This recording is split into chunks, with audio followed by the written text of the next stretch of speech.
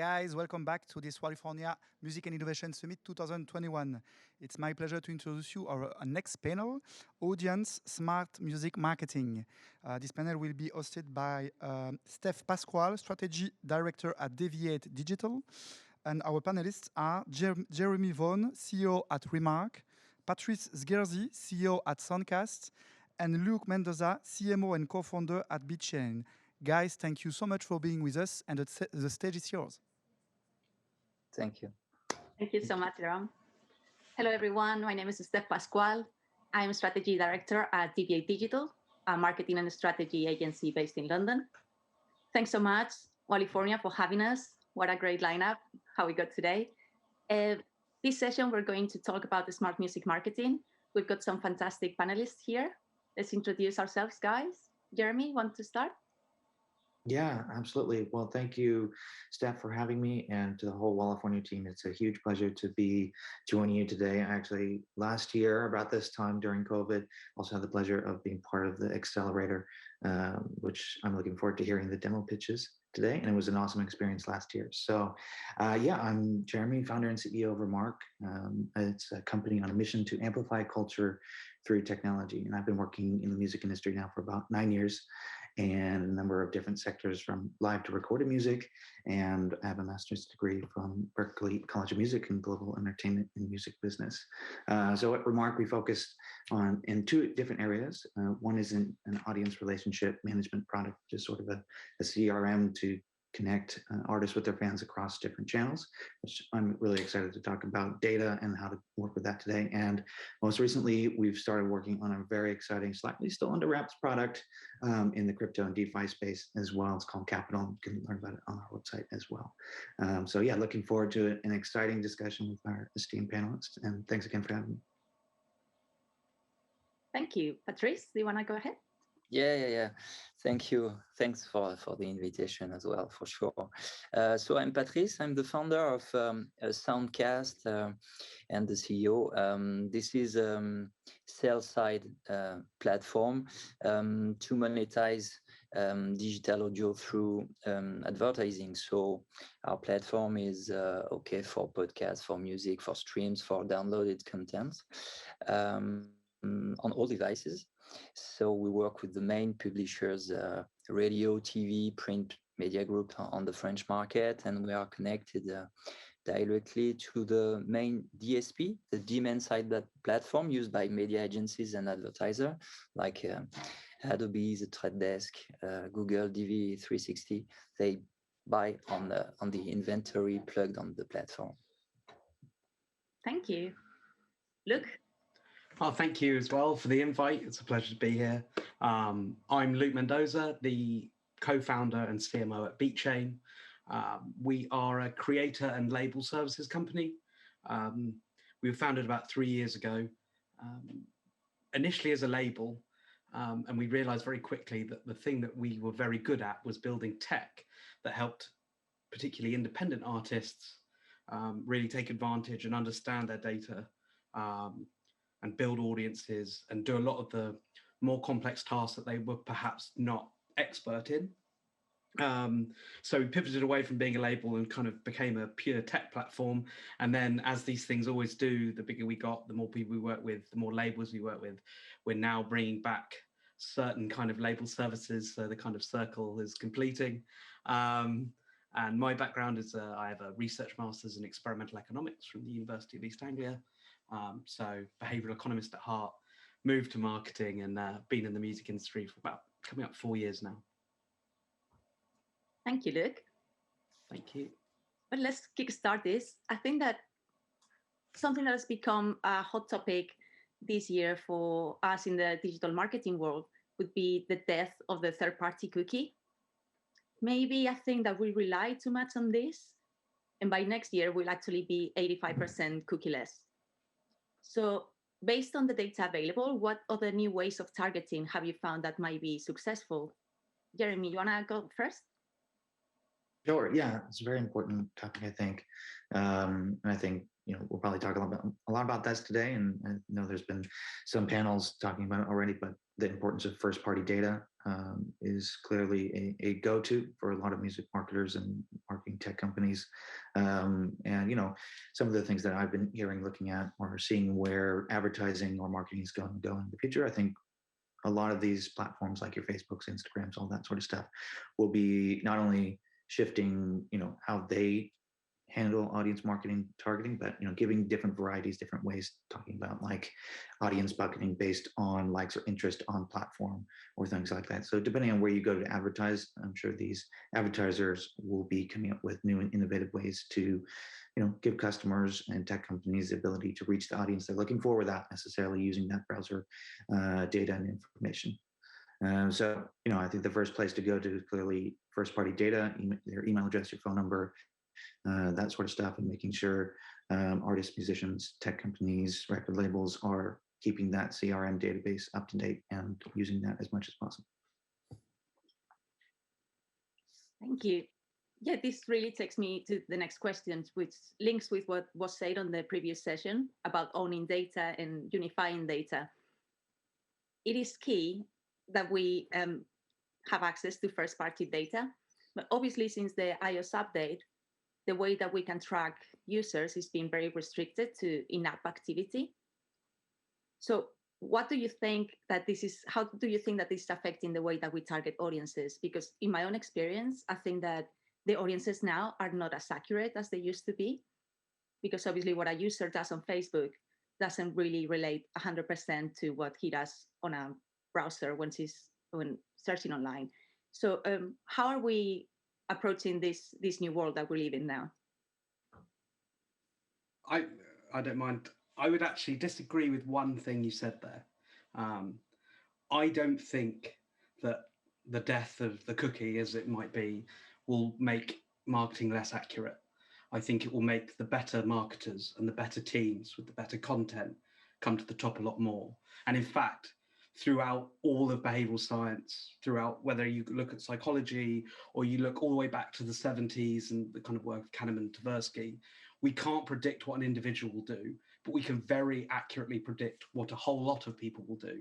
I mean, right now, during the COVID pandemic, every nation on earth has hired medical scientists and behavioral scientists to help decide what to do. And they're not doing that on an individual process. They're not trying to target people and make them change their behavior one by one. They're doing it based on the idea that you can affect either social norms or group culture, right? So I think having a wider net every time you cast it is not necessarily a bad thing. But what it will do is it will put pressure on people that relied on well-templated, well-drilled funnels that had a lot of retargeting and a lot of kind of a lot of chasing people around the internet, as it used to be known, will kind of go away. And I think it will amplify the better content. And as I think it was Jeremy was talking about, this idea of promoting culture will become much, much more valuable. This idea that if you build a brilliant brand, a brilliant culture around yourself and what you're doing in your project, I think that'll actually be much better for the industry generally. And I think it's much better for consumers as well. So I don't see it as a negative from where I sit, but perhaps I'm in the minority. Yeah, you're right. Of course, I will complete and I'm agree with that. The cookies are useful. Publishers want to control the ad pressure on their audience. We develop a lot of targeting capacities through the cookies. But regarding advertising market and audio specifically on the audio, you have a lot of ad spend dedicated on the contextual content, and you don't necessarily need cookies. You can have a private marketplace on sport, on news, on food, on video games, on the music for sure. But it's critical. But we have time to find alternatives, universal IDs, this kind of stuff, and as well, a huge part of the investment are focused on the geolocalization, and we need IPs, we need the user agents, we need a lot of stuff we collect, but it's a kind of listener ID or a kind of key, a unique key with different elements and not only cookie, I guess. Thank you. Do you think that as we collect data, first-party data, how are we connecting the dots between all those pools of data? I mean, I'm going to jump in very quickly and then run away again. I think the one thing that the music industry has been behind nearly every industry that I know of has been in breaking down silos and unifying data, even in its current form. Nearly every element and agent within the music industry is quite protective of the data they collect. And one of the major concerns we've always had, and the big project that BeatChain has always been working for, whether it's for labels or independent musicians, is collecting as much and unifying as much of that data as possible. And with first-party data, you actually have a really, really good way of tying together what used to be completely disparate and very difficult to attribute data points all the way back to single kind of first-party records. So I think the way that the industry is moving is actually going to catch us up to a lot of perhaps slightly more technologically advanced verticals, which might sound like a slight, but I don't mean it that way. I mean, I think the way the industry has been structured is that the people who've kind of been in charge of a lot of the way we've done things and we've been marketing have perhaps had too much leeway, and they've got away with not catching up with other industries because they haven't been under as much pressure. But now that more and more people can get access to this data and can tie it together because of what we're doing with first party data, I think it's really going to change the way that people, especially artists, managers, labels, agents, look at data and look at audiences and understand that, okay, I've got this guy's first party record and I can see that he saved my music on Spotify and he's added me to a playlist on Apple Music, whatever it might be, as well as, you know, whether he follows me on Instagram, etc.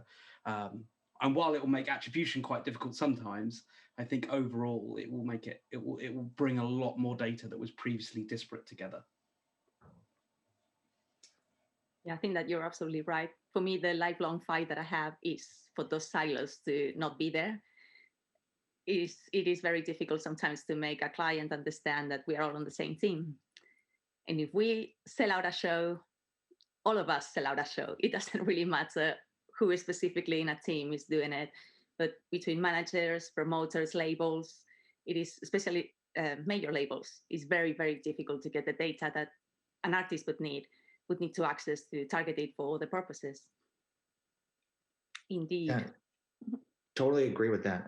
I think one other thing that I might add to that is there are also other ways of collecting it, sort of top of funnel, where you're doing different types of campaigns or engagements that allow the, you know, different folks on the team to be able to collect that data in a unified way across silos at the beginning of the process. So whether you're doing different types of engagement campaigns to unlock certain rewards for fans or customers, I think there's a number of different strategies that can be implemented in that area, so that it's not always just a technical process to be able to align the dots between the different silos.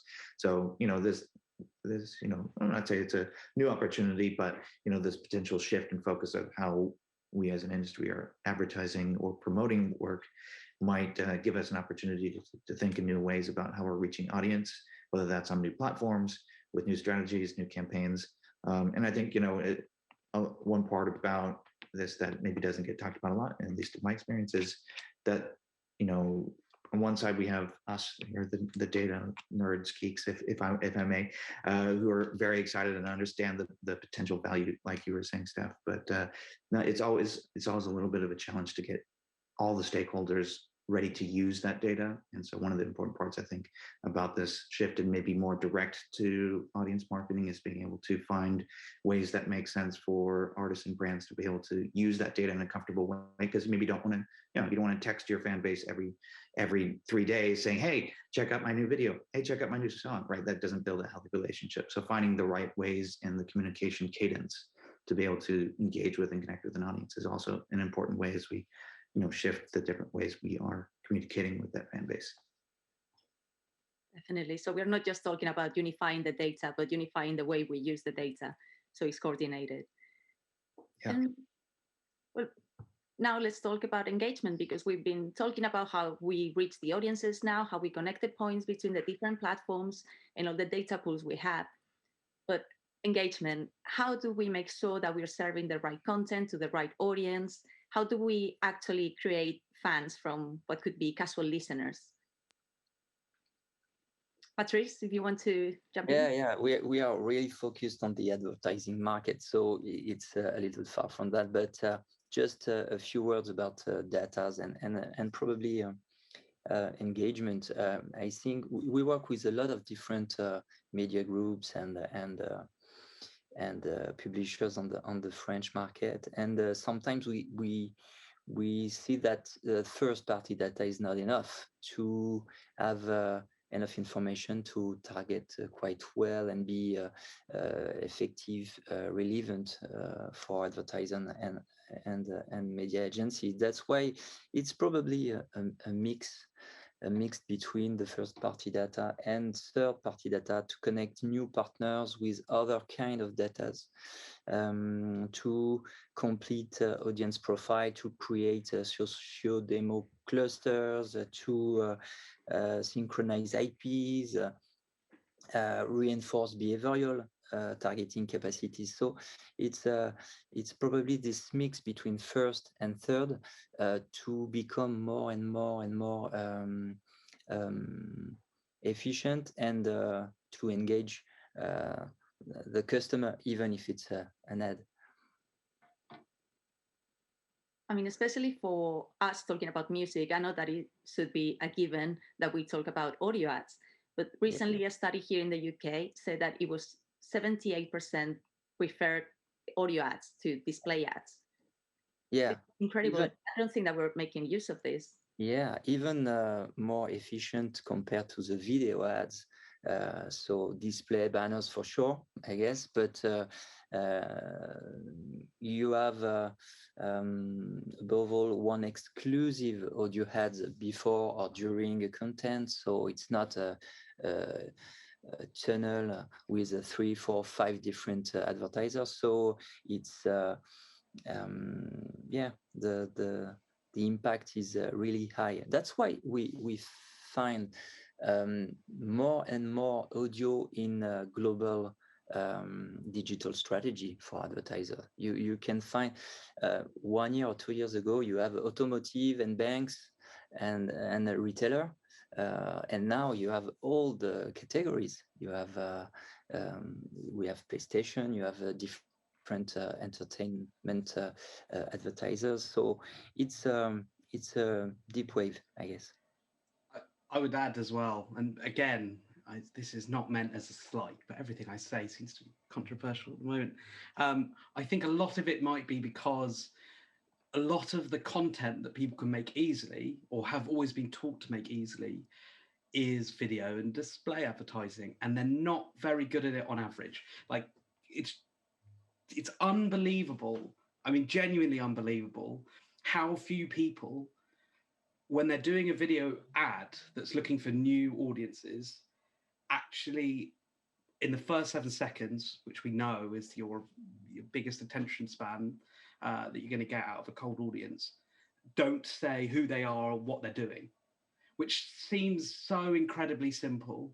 And yes, you can get beautiful content and you can put it out there, but if people don't have something to engage with or some hook right at the beginning, they're going to drop off. And so we literally run a platform that enables people to run advertising very, very easily. All of what we've built basically abstracts a lot of the difficulties away of Facebook Business Manager, and now we're building in Google and TikTok and every digital advertising platform that has an API will look to build it in.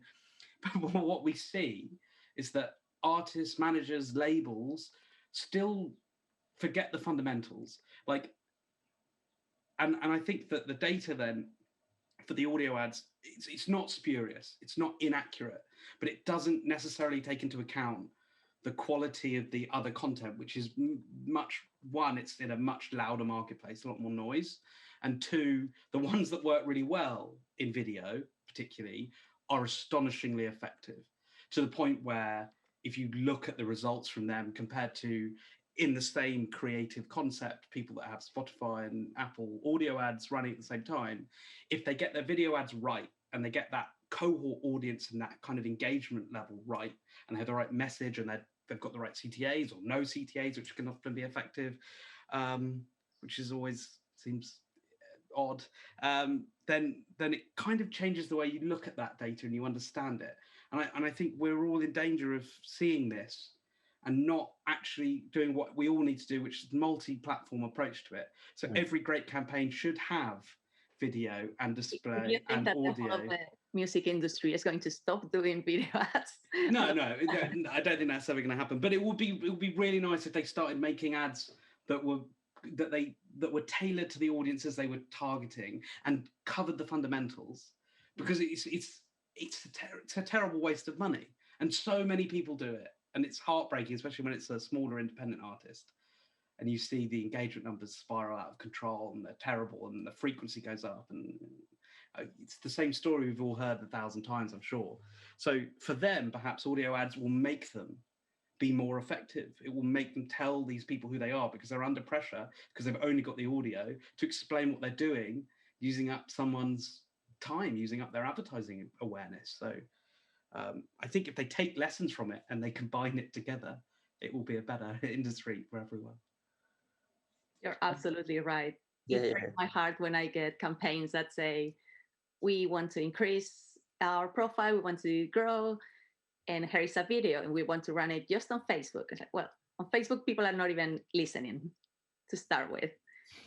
And yeah, it is not your audience. You need a good video. You need to prepare for sound off, sound on TikTok. We're seeing great results on TikTok for music artists. But also, as you say, combine different platforms. Even if it's just a smaller budget, just go for it and use specific features per platform.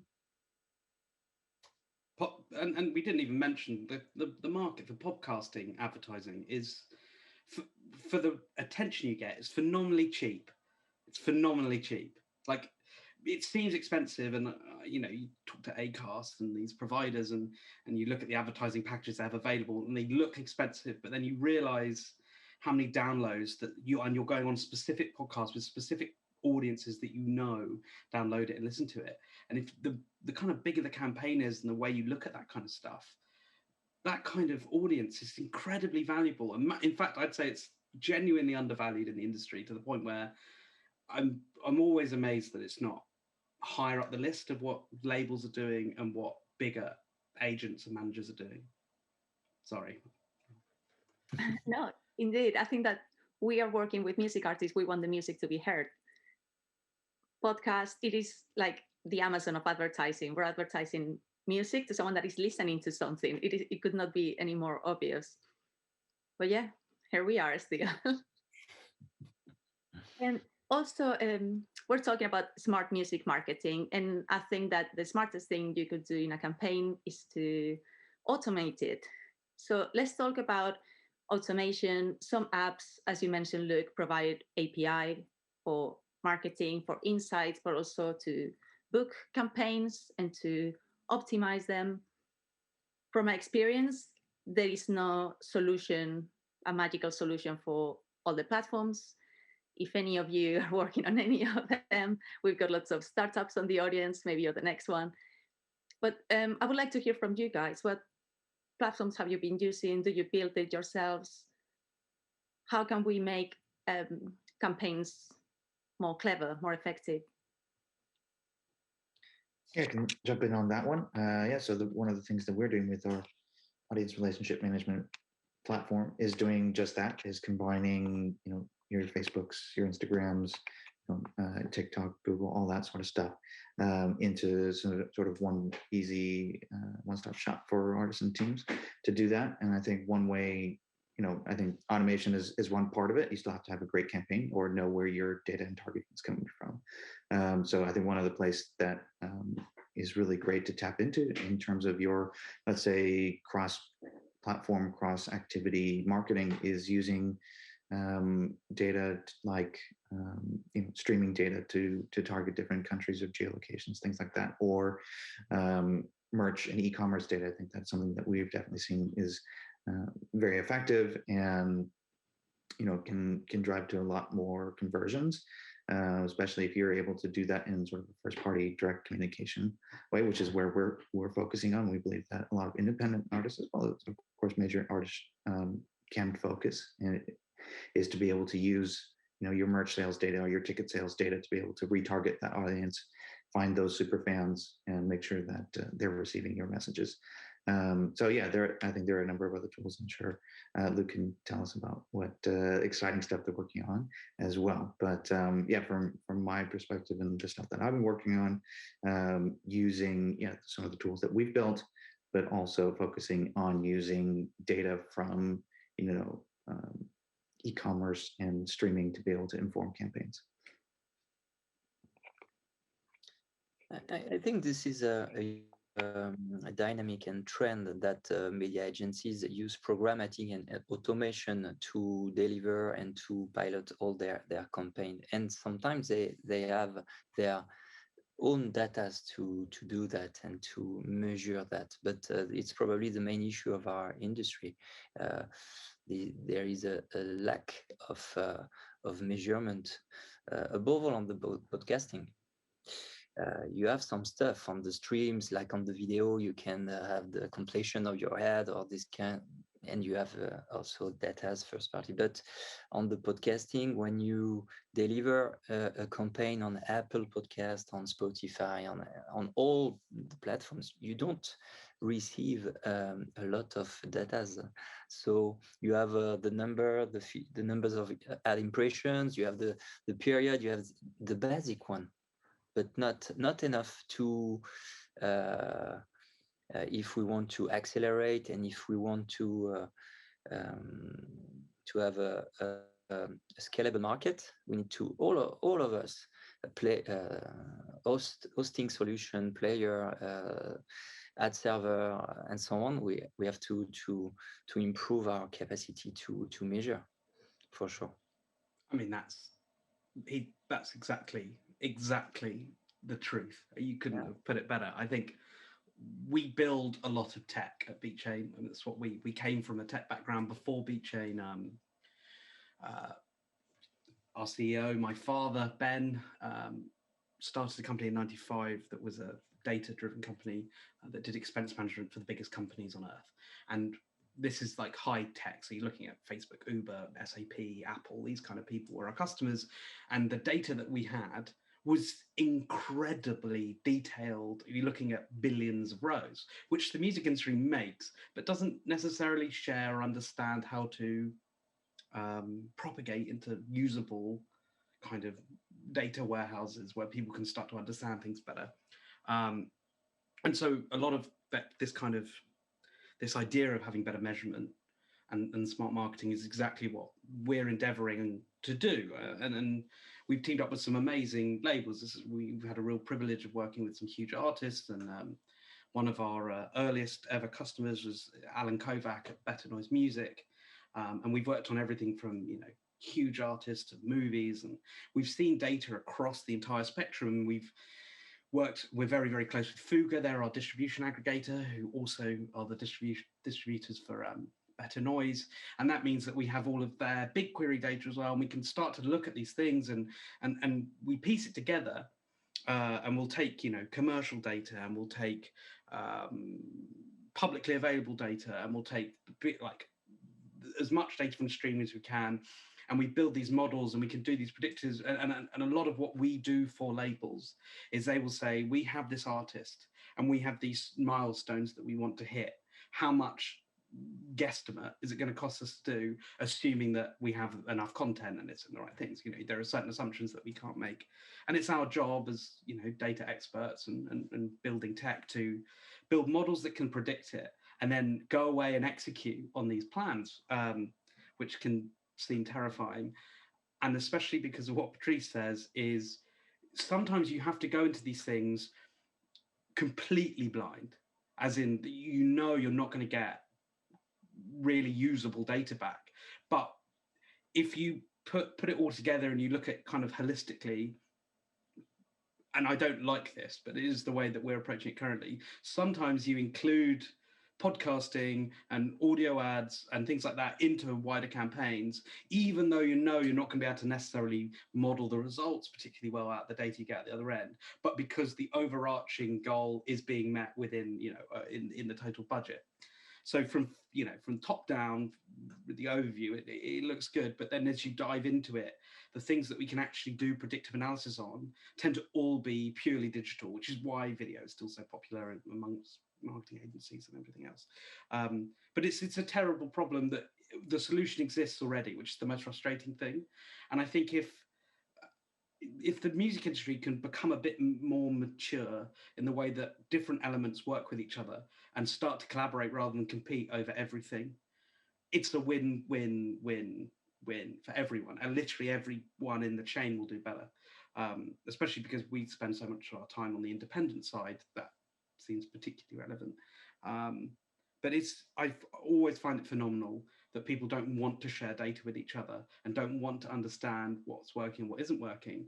And some people we've worked with are so stubborn that you can't believe it.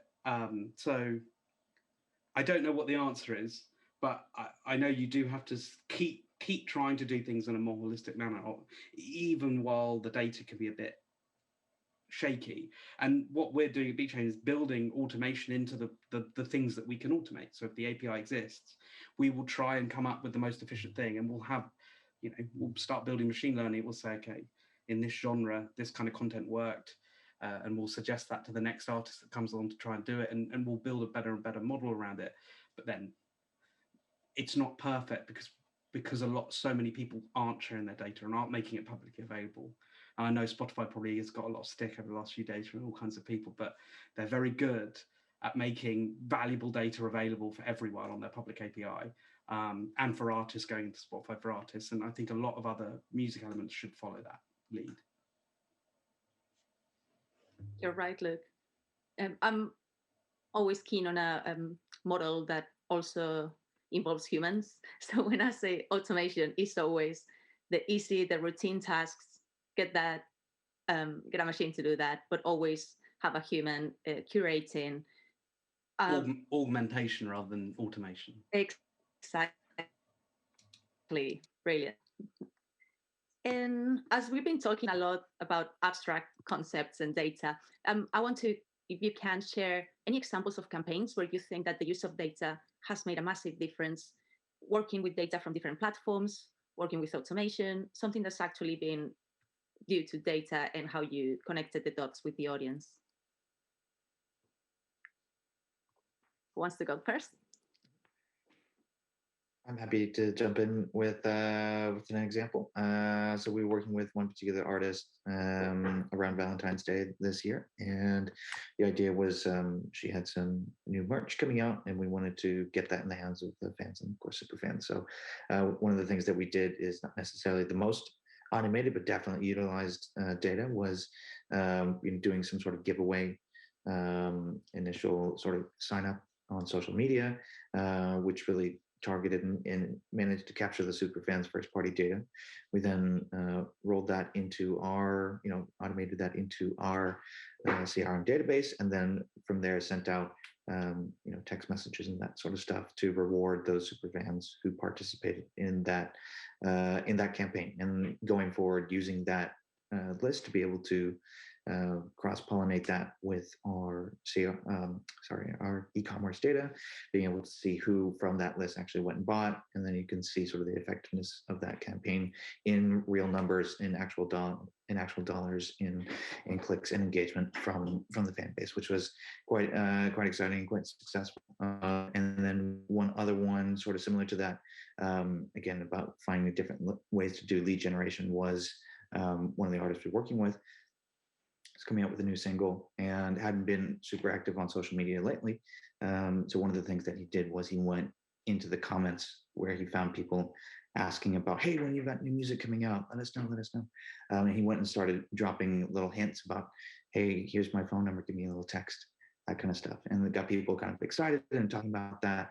And again, we use that same sort of strategy to then communicate via the direct communication, via text message, to send the pre-saved link, make sure people were watching the video when it came out with the new music, all that sort of stuff. So I think there's different ways to use the tools that we've seen across different platforms and across channels to find those short ways of connecting with the audience, and then making sure that the fans themselves feel like they're gaining something for sharing the information or engaging in a campaign.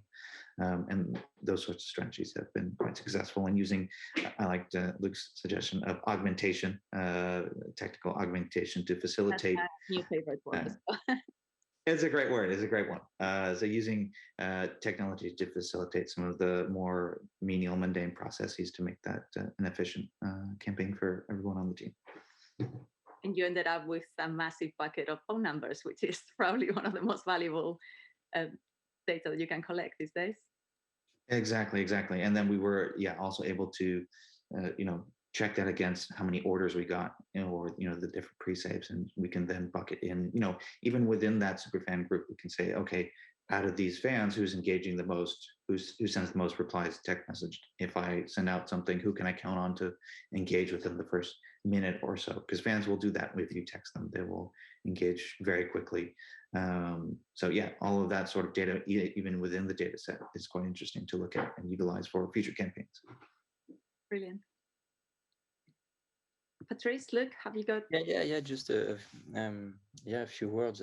I guess we have more and more smart campaigns or smart programmatic deals, but to be honest, we have probably 90% of the audio ads investments who comes from a traditional radio media plan. But I don't want to Wrong say crowd. yeah. Yes, but we have smart and more smart campaigns. I have two examples. We had an internet supply provider who used our capacity to target its own subscribers to sell a new solution or upgrade a new service or upgrade subscription. So we can target just mobile, just one environment, so they can use that. And we have maybe more and more advertisers that use dynamic creative optimization. So I mean, you have hundreds of creative to deliver your campaign with different creative city by city. For the automotive industry, use that a lot. We have more and more this kind of campaigns. But a lot of part of the campaign comes from the traditional media plan. Hope it will change soon. Hopefully.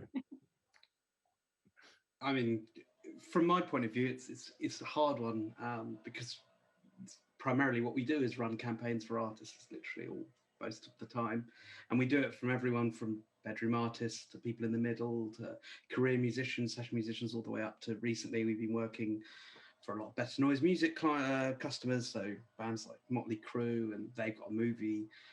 Better Noise have movie coming out called The Retaliators that we're helping with, and probably the best example, if I was going to settle on one, would be working with an amazing singer-songwriter called Eliza Shadad, who has quite a complex environment. She has a great manager, an agent, and she has different distribution deals, and she's signed to a label called Ferry House in Germany and Europe, but then kind of the rest of the world she looks after with, I think it's Absolute label services off the top of my head. And essentially they came to us just to kind of take a step back and say, we have all this stuff going on, and she was doing very well on Spotify and getting kind of sync deals with Netflix and things like that, but her socials weren't really catching up. And so they came to us to basically say, well, let's take a step back and let's see what's going on, and they asked us to kind of work with them, and we were beta testing what is now called Fan Seeker, which is our new campaign type, which essentially it's an augmentation of a very, very boring process, where we use a graphing database and some clever vectoring and some clever modeling to essentially allow any artist, anyone really, but in this vertical, any artist to put 5 to 10 of their musical influencers in to the list, and only ones that are targetable from the audience insights, the old audience insights. It's not allowed anymore on Facebook. So we can very quickly check whether these are targetable interests. And once they've got 5 at least, we'll go out And we'll look at the underlying ways that the audiences that we have data on around those people interact with each other. So rather than just, if you're in EDM, or Eliza Shaddad, if you're an indie grunge singer, rather than just going for like Feist and other, similar bands and First Aid Kit and stuff like that, we can actually look at all the data we've collected, and we can see how, from other campaigns that we've run and from other campaigns that other people have run, how the audience's underlying behaviors and attributions have looked. So we can say, okay, well, these 6 bands all fit within a certain category that underneath it also happens to love or be targetable for, or have a lot of affiliation with Corona beer or certain car or anything. It's going to be completely wild. And we can test all of them very, very quickly. So what we do is we run this, 6 or 7 ad sets with, and underneath that, with all kinds of interest in them, all that are exactly the same size, because we build it all using our tech, which means that we can very, very quickly display which one of those ad sets and those audience cohorts are interacting with that content the best, engaging with it the best. And then as soon as we have 1,000, 75% viewers, which is the standard kind of, this person is an identified fan, we will then build a lookalike audience from that, which is a combination of the best behaving ones from all of those subsets. And then we won't fight the algorithm anymore, and we'll let Instagram and Facebook take from there. And once we get 1,000 people signed up to their mailing list, or we get their number, then we'll upload it to Google as an intent audience, and we'll go after it that way. But just taking that step back and just going, yes, I have some fans, whether it's 160,000, 1 million, 5 million, or 10, and say, okay, well, what does my actual engagement actually look like? What do my audience actually look like? What do they have in common? What are their behavioral characteristics? Well, that's where our augmentation helps, because you can do it yourself, and we don't black box anything. We build it on their ad account, so anyone can go in and look at how it's doing it. But if you try and do it manually, it's a real faff. Like, it'll take more than you have hours in the day to manage that. And the other reason we feel comfortable with telling people and allowing people to look at what we do is that we've taken advice from other people in the industry, from Indiepreneur and ToneDen and those guys out there, and we've looked at, okay, what are they suggesting, and how can we build the best practice they found into this? Because again, like, we're not precious about what we're doing. We think this is the right way to do things, and we're much more happy to collaborate with people than try and compete. So if people want to come and use it, they can, but if they want to go elsewhere, it's also fine. And we found that to be the most healthy and best approach to this. Fantastic. I think that you touched on every point that we talked about throughout the session.